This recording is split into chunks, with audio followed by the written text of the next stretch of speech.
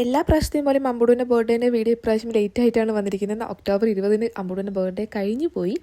അപ്പോൾ അന്ന് രാവിലെ ഞങ്ങളൊന്ന് അമ്പലത്തിലൊക്കെ പോയിട്ടുണ്ടായിരുന്നു. അമ്പലത്തിൽ പോയ വീഡിയോസിലൊന്നും അമ്പുടൂനെ കാണാൻ പറ്റില്ല, കാരണം ആൾ കുറച്ച് കുറുമ്പൊക്കെ ആയതുകൊണ്ട് തന്നെ വീഡിയോയിലൊന്നും വന്നിട്ടുണ്ടായിരുന്നില്ല. പിന്നെ അമ്പലത്തിൽ നിന്ന് നേരെ ഞങ്ങൾ വീട്ടിൽ പോയി ഡ്രസ്സൊക്കെ ഒന്ന് ചേഞ്ച് ചെയ്തിട്ട് അമ്പുടൂന് ഡേ കെയറിലേക്കാണ് പോയത്. അമ്പുടു ഇപ്പോൾ ഡേ കെയറിലൊക്കെ പോകാൻ തുടങ്ങിയിട്ടുണ്ടായിരുന്നു. അപ്പോൾ ഞാനും എൻ്റെ ഫ്രണ്ടും അമ്പുടും കൂടിയാണ് ഡേ കെയറിലേക്ക് പോയത്. ദീപാവലി ആയതുകൊണ്ട് തന്നെ വളരെ കുറഞ്ഞ കുട്ടികളൊക്കെ തന്നെയായിരുന്നു ഉണ്ടായിരുന്നത്. എന്നാലും കുഴപ്പമില്ല, അമ്പുടൂന് ഹാപ്പി ആയിട്ടുണ്ടായിരുന്നു. കാരണം അമ്പുടു ഇങ്ങനെ വീട്ടിൽ വന്നിട്ട് പറയും, ഇന്ന് കേക്ക് കിട്ടി, ബർത്ത്ഡേ ആയിരുന്നു, കേക്ക് മുറിച്ചു, അങ്ങനെ ഒക്കെ വന്ന് പറയാറുണ്ടായിരുന്നു. അപ്പോൾ അവൻ്റെ ഒരു ഹാപ്പിനെസ് ആണല്ലോ നമ്മുടെ ഹാപ്പിനെസ്. അങ്ങനെ അമ്പുടൂൻ്റെ ഫേവറേറ്റ് ആയിട്ടുള്ള ടീച്ചേഴ്സിൻ്റെ കൂടെ നിന്നിട്ട് കേക്കൊക്കെ മുറിച്ചു, കുട്ടികൾക്കൊക്കെ കേക്കൊക്കെ കൊടുത്തു കേട്ടോ. അങ്ങനെ അവിടെ നിന്ന് അതൊക്കെ കഴിഞ്ഞ് ഞങ്ങൾ നേരെ വീട്ടിലേക്ക് പോകുമ്പോഴാണ് അച്ഛൻ വിളിച്ചിട്ട് പറയുന്നത് ചെറിയൊരു പരിപാടി വെച്ചിട്ടുണ്ട് മോന് വേണ്ടിയിട്ട്. അതും ഞങ്ങൾ പ്രതീക്ഷിക്കാതെ ആയിരുന്നു പരിപാടിയൊക്കെ ഉണ്ടായിരുന്നത്. അവിടെ ചെന്നപ്പോൾ കണ്ടപ്പോൾ ഞങ്ങൾ ആകെ അതിശയിച്ച് പോയി. എന്താ പറയുക, വളരെയധികം സർപ്രൈസ് ആയിരുന്നു കേട്ടോ അമ്പുടൂന് വേണ്ടി എടുത്തു വെച്ചിട്ടുണ്ടായിരുന്നത്. ഒന്നാമത് അമ്പുടൂൻ്റെ പപ്പയും ഇല്ല, അപ്പോൾ ഒന്നിനും ഒരു കുറവ് അമ്പുടൂൻ്റെ അച്ഛൻ വരുത്തിയിട്ടുണ്ടായിരുന്നില്ല.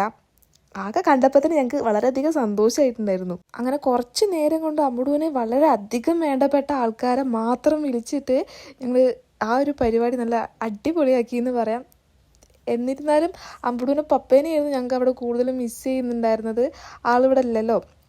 അപ്പം ബർത്ത്ഡേക്ക് ഉണ്ടാവില്ല എന്ന് ഓൾറെഡി പറഞ്ഞിട്ടുണ്ടായിരുന്നു. അതുകൊണ്ട് തന്നെ ഞങ്ങൾ വലിയ പരിപാടിയൊന്നും പ്ലാൻ ചെയ്തിട്ടുണ്ടായിരുന്നില്ല. പക്ഷേ ആ ഉള്ളവർ തന്നെ അമ്പുടൂനെ വളരെയധികം ഹാപ്പി ആക്കിയിട്ടുണ്ടായിരുന്നു. ഇതെല്ലാം എൻ്റെ അച്ഛൻ്റെ ഫ്രണ്ട്സാണ്. അച്ഛൻ്റെ ഫ്രണ്ട്സായിട്ട് അമ്പുടു നല്ല കമ്പനിയാണ്. അപ്പം അവർ അമ്പുടൂന് വേണ്ടി എടുത്ത സർപ്രൈസാണ്. ഞങ്ങൾ വൈകുന്നേരമാണ് ഈ കാണുന്നത് ഇങ്ങനെയൊക്കെ ചെയ്ത് വെച്ചിട്ടുണ്ട് എന്നുള്ളത്. ഏട്ടനിവിടെ ഇല്ലാത്തത് കൊണ്ട് പരിപാടിയൊന്നും ഈ പറഞ്ഞ പോലെ പ്ലാൻ ചെയ്തിട്ടുണ്ടായിരുന്നില്ല. അമ്മ പോലും ആ സമയത്താണ് അറിയുന്നത് ഇങ്ങനെയൊക്കെയാണ് എന്നുള്ളത്.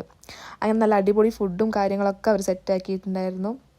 എനിക്കായാലും വളരെ ചുരുങ്ങിയ ആൾക്കാരെ വിളിക്കാൻ പറ്റിയിട്ടുണ്ടായിരുന്നുള്ളൂ.